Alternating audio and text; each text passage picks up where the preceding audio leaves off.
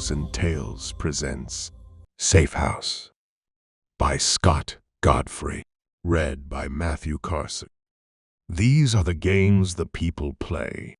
These are the things we do to stay alive.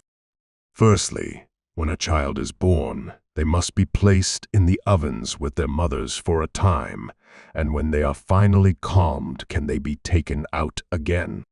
During labor, there are the freezers where they can give birth and cry to their heart's content. Secondly, none may cry out in the sacred places. This is the sum of the first two laws. One may whisper, but one may never cry out. Thirdly, when leaving, one must dress as the enemy. Fourthly, when foraging in the wilderness, one must slow their steps, stumble and fall, and never, ever run. If the enemy notices you still, you mustn't run but stagger your steps, slowly, softly. And if they come to you, curious, hungry, still act like them. Keep your eyes down. Groan and sputter and stalk the empty streets, and even if they bite you, even if you bleed and die, still must you pretend and so save the others from facing a similar end. Fifthly, those who know each other intimately may never leave at the same time, lest the sight of a lover dying cause the other to cry out or scream.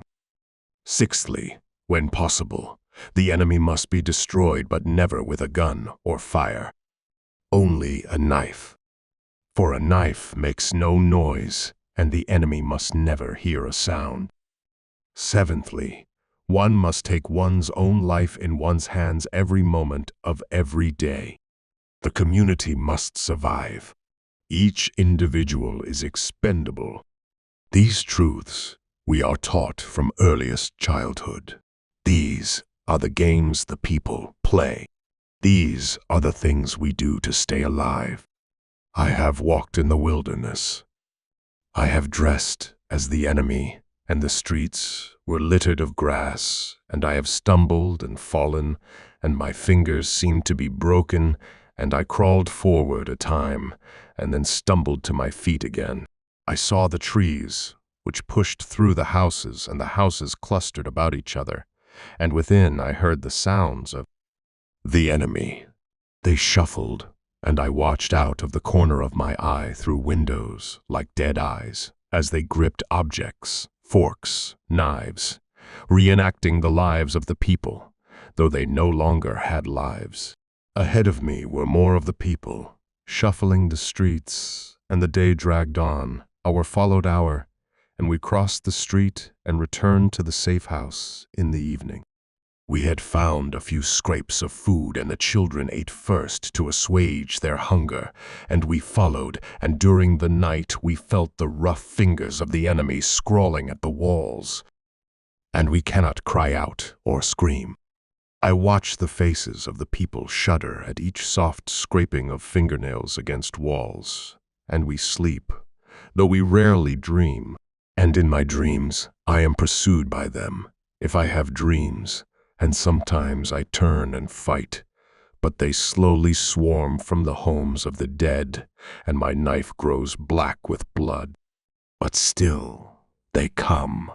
I cannot remember the time before. Some believe we had names once, but I do not know. Some believe the cities and the streets we created, but again, I cannot be sure, for I have lived this way all my life in the safe house, and the people here have huddled together so long we have imagined ourselves a warren hiding in the dark. There is man with scar along right cheek. There is woman missing left hand, and these people we have known, but we do not use names, for names imply we are individuals, and we are not. We are simply part of something greater. We are not meant to imagine ourselves as individuals. We are the people, and that is all we are. After 20 years of listening to scrawling fingernails, of staggering from stone to stone along bleeding streets, the world has shrunk to the size of a few acres of land and the safe house, which is the only world I know. We do even speak, but write in cramped letters and words, one to another. I have scoured books to learn the words to speak, but I cannot imagine so much of what I've read. I know there are words like fiction, and so imagine names are this. Cities as described are this. Some dream written down to help protect the sanities of those who first encountered the enemy. But I am growing unsure. The enemy is dying. I have watched as their graying bodies slowly rupture along the ground. Once they numbered in their thousands, but gradually they have rotted away. I have seen hands float on a pool of maggots and realized the hands were torn off, not by animals, but simple decay. And today I shouted. I do not know why, but I shouted, and girl with burnt face would have stared at me in horror, but she continued to stagger on. And then I shouted again. It was a vast, piercing sound, and no enemy came. The houses were still. The peeling paint, like moths' bodies, floated about, and the enemy did not appear. And then I took a step. I took a long, purposeful step, and nothing happened. The streets were empty of everything except us, and we were alone, and not even the hint of them was left, except as dead hands and maggot flesh. And we returned, and girl with burnt face wrote of what I'd done, but I added the enemy did not come. And that night, for the first time in 20 years, there was no rough scrawling of fingernails against stone. The next day, I walked into the sunlight still dressed as the enemy, but the houses were quiet.